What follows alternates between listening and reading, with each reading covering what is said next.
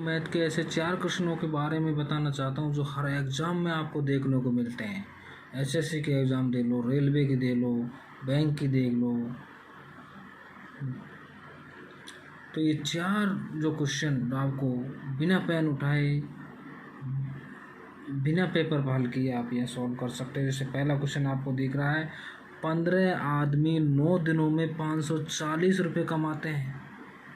15 आदमी 9 दिनों में 540 रुपये कमाते हैं, तो कितने दिनों में 18 आदमी 360 रुपये कमाएंगे?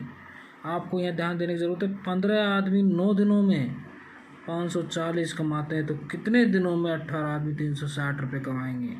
तो आपको ये करना है कि 15 आदमी 9 दिनों में कितने रुपये कमाते हैं? 540। जो रुपये कमाते हैं उनको हम इसके नीचे रखेंगे बटे में 540।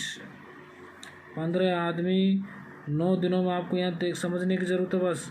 15 आदमी 9 दिनों में 540 रुपये कमाते हैं, बराबर 18 आदमी, माना कि 18 आदमी कितने दिनों में, यानी मान लेते हैं अपन x दिनों में 360 रुपये कमाते हैं। 360 को आपको यहाँ ध्यान रखना है, जो कमाते हैं उसको उसके नीचे रखना है।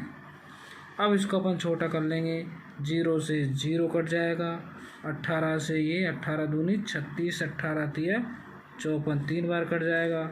3 से ये 3 बार कट जाएगा, 2 से ये 9 बार कट जाएगा, 3 से ये 3 बार कट जाएगा, और 3 से ये 5 बार कट जाएगा।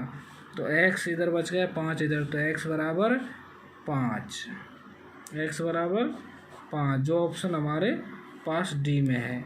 आपको ये समझने की ज़रूरत है, 15 आदमी 9 दिनों में 15 गुणा 9, जो रुपये कमाते हैं उसको बटे में लिखना है, और 18 आदमी कितने दिनों में, यानी x दिन मान लेते हैं, जो कमाते हैं उसको नीचे रखना है बस। आपका सवाल 20 सेकंड के अंदर आंसर आप यहाँ से प्राप्त कर लोगे। ये एग्ज़ाम में, हर एग्ज़ाम में देखने को मिलते हैं।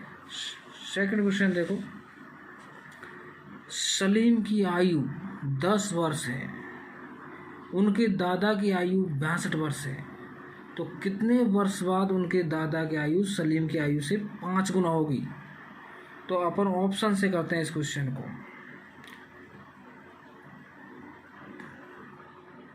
दादा की आयु सलीम की आयु से 5 गुना होगी, अपन मान लेते हैं, पहला ऑप्शन लेते हैं 6 वर्ष।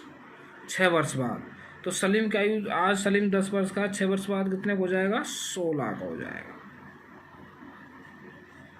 और उनके दादा कितने हो जाएंगे? 62 और 6 68 का, तो 16 का 5 गुना तो 80 होता है। तो पहला ऑप्शन तो फेल।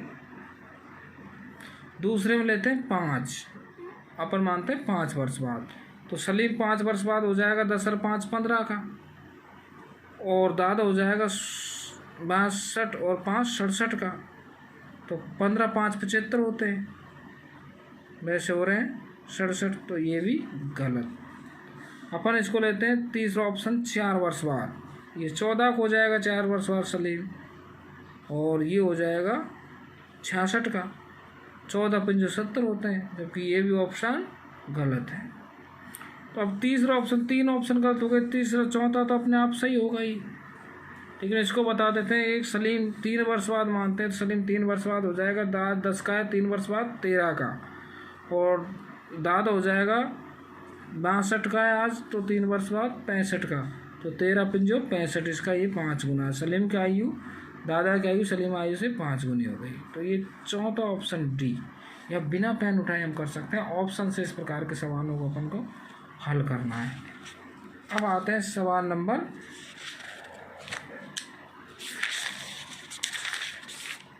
3, जो अक्सर एग्जाम में देखने को मिलते हैं। एक आयताकार मैदान 90 मीटर इंटू 70 मीटर का है, एक आदमी उसकी 5 परिक्रमा करता है, तो उसके द्वारा चली गई कुल दूरी ज्ञात करनी है। चली गई कुल दूरी ज्ञात करनी है।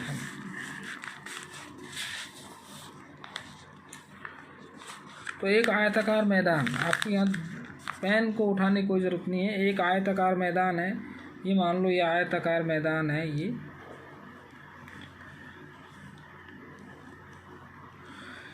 अब इसकी आयताकार मैदान की लंबाई दे रखी है 90 मीटर, चौड़ाई दे रखी है 70 मीटर। एक आदमी इसकी 5 बार परिक्रमा करता है। अपन के परिक्रमा एक परिक्रमा पूरी करता है, यानी एक परिमाप होगा उसका।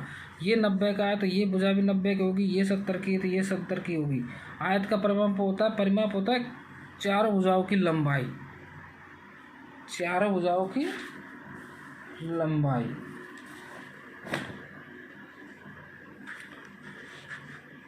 तो कितनी हो जाएगी चारों भुजाओं की लंबाई?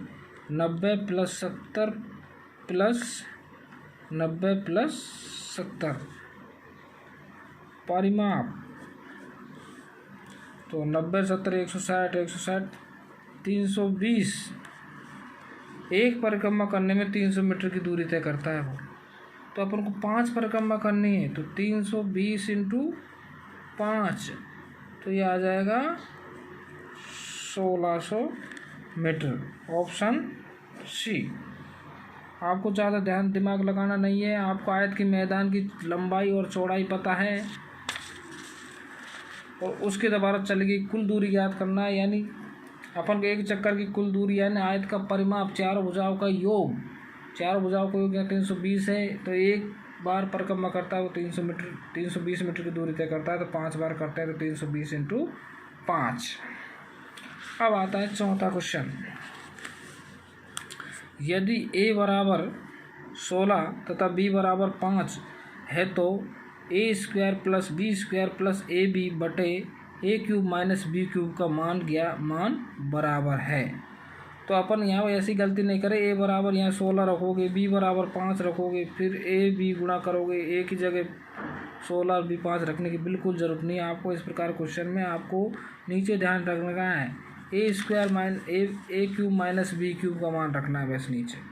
जैसे a² + b² + ab और a³ - b³ का सूत्र होता है a - b a² + b² + ab।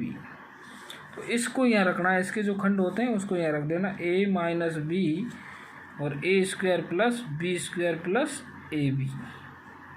तो इससे तो ये पूरा कट जाएगा। आपके पास कटने के बाद जितना छोटा हो सके उतना करना है। 1/a - b बचेगा। अब आपको ये छोटा हो गया, अब रखना है a की वैल्यू 16, b की वैल्यू 5, तो a/11 यानी ऑप्शन बी सही है।